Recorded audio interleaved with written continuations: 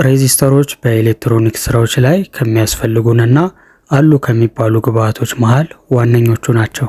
እንዲሁም ሬዚስተሮች በተለያየ ደረጃና የሬዚስታንስ መጠን ሊገኙ ይችላሉ። የሬዚስተሮች ስራ በዋናነት በሰርኪት ውስጥ የሚያልፈውን የከረንት ፍሰት ወይንም ከረንት ፍሎ መመጠን ነው። አንዳንድ ሰዎች የሬዚስተርን ስራ በምሳሌ ሲያስረዱ በአስፋልት ላይ የመኪኖችን ፍጥነት ለመገደብ ስፒድ ብሬክ እንደሚያስፈልገው የሬዚስተርም ስራ እንዲሁ የከረንት ፍሎውን ይገድባል። ይህ ማለት ደግሞ የከረንት ፍሰቱ በዝግታ ወይም ፍጥነቱን ቀንሶ እንዲጓዝ ያደርገዋል ነው ዋና ሀሳቡ። ነገር ግን እንደዛ አይደለም። ሬዚስተር ለከረንት ፍሰቱ የመንገድ መጨናነቅን ወይንም ክራውድድ አይነት ሁኔታን ነው የሚፈጥርበት። በመሆኑም ከረንቱ የሚጓዝበት ፍጥነት ቋሚ ወይም ተመሳሳይ ነው። ስለዚህ ነፃ መንገድ ያገኙት ኤሌክትሮኖች ባገኟት ክፍተት ለመጓዝ ሲሞክሩ፣ መንገድ የተዘጋባቸው ደግሞ ፍጥነታቸውን ከመቀነስ ይልቅ ከሬዚስተሩ የውስጠኛ አካል ጋር መጋጨት ይጀምራሉ። የዚህ ክስተት ድግግሞች ደግሞ በሰከንድ ሚሊየን ጊዜ የሚፈጠር ነው። ስለዚህ የዚህን አይነት ሁኔታ ግን በአስፋልት ላይ ልናገኘው ስለማንችል ብዙ አትመራመሩ።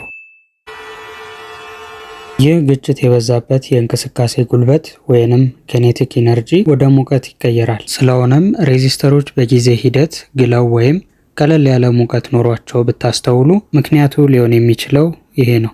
የኃይል መጠኑና የሬዚስተሩ ሬዚስታንስ ቫሊዩ በጭራሽ የማይመጣጠን ከሆነ ግን ሙሉ ለሙሉ ተቃጥሎ ሊበላሽ እንደሚችልም መርሳት የለብን። ኤሌክትሮኖች በኤሌክትሪክ ሽቦ ውስጥ ሲጓዙ በቀላሉ ነው።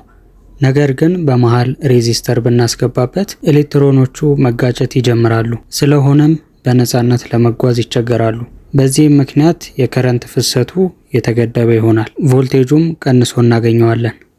ብዙ ጊዜ በሰርኪቶች ውስጥ ከምናገኛቸው የሬዚስተር አይነቶች መሃል ሜታል ፊልም ሬዚስተር፣ ካርበን ፊልም ሬዚስተር፣ ካርበን ኮምፖዚሽን ሬዚስተር፣ ሜታል ኦክሳይድ ፊልም ሬዚስተር፣ ዋየር ውንድ ሬዚስተር እና ፎይል ሬዚስተር ተጠቃሽ ናቸው።